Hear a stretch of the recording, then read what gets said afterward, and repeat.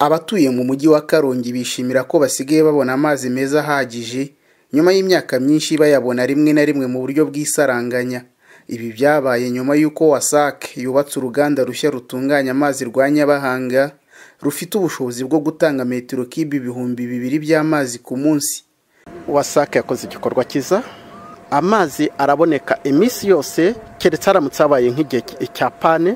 Icyo gihe dukoresha back system, ariko bigatuma amazi atabura ku buryo utayabura amasaha 5. Icya mbere muri hoteli amazi no ubuzima, na service zabaga ziri hasi ndetse imitangire ya service ukabona ibaye ikibazo.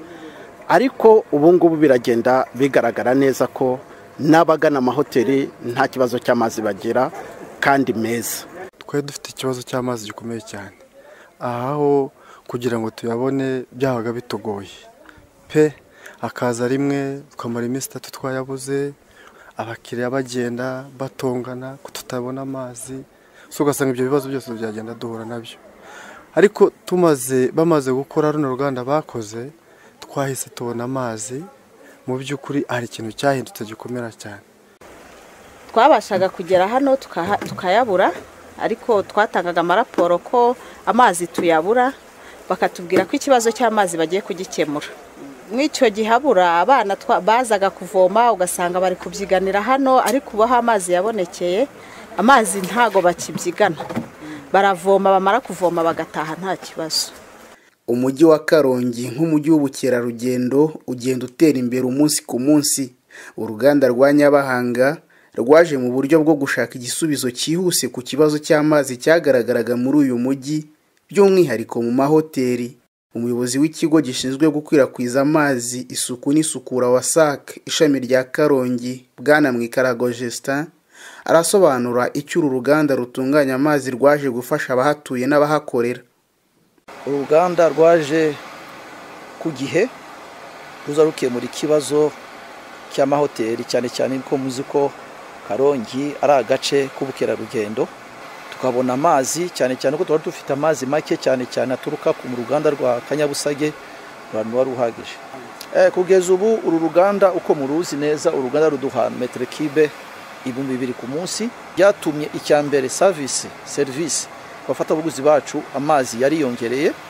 Ubu uko biri kose abaturage bashobora kubona amazi 5 mu cyumweru, nago twavuga ko byabaye 100%, ariko agace k'amahoteli bafite amazi buri munsi amasaha 28 kuri 28. Uru ruganda rwaje rwunganira urwari ruhasanzwe rwa Kanyabusage rutabashaga guhaza abatuye umujyi wa Karongi, kuko rwo rutanga metero kibi 1,000 z'amazi ku munsi. Umuyobozi w'akarere ka Karongi, Mukarute Sylvestine, yishimira ko mu mujyi wa Karongi basigaye babona amazi meza ahagije. Yadufashije yuko n'aya mazi abaturage n'ubundi basaranganyaga n'amahoteli, ubu nibura abaturage bashobora kubona amazi. Rura ruganda narwo rugafasha amahoteli, ibitaro ndetse n'abandi bafatanyabikorwa bagaragara hariya muri uyu mujyi wacu wa Bwishyura. Rero tushimira cyane WASAC nk'umufatanyabikorwa mwiza. Icyo tubizeza natwe ni ubufatanye uruhare rwacu nk'akarere ndetse no gukomeza gusigasira ibyo bikorwa remezo. Uruganda rwa Nyabahanga rwatangiye kubakwa mu kwezi kwa mbere mu mwaka wa 2021, rwuzura mu kwezi kwa mbere umwaka wa 2022. Rufite umuyoboro w'amazi ibirometero 13 ugeza amazi ku baturage bagera ku 37,500. Uretse uruganda rwa Nyabahanga, ikigo WASAC kirateganya no kubaka urundi ruganda mu karere ka Karongi rwitezweho kugeza amazi meza mu bice bitandukanye by'aka karere ndetse no muri imwe mu mirenge y'akarere ka Rutsiro.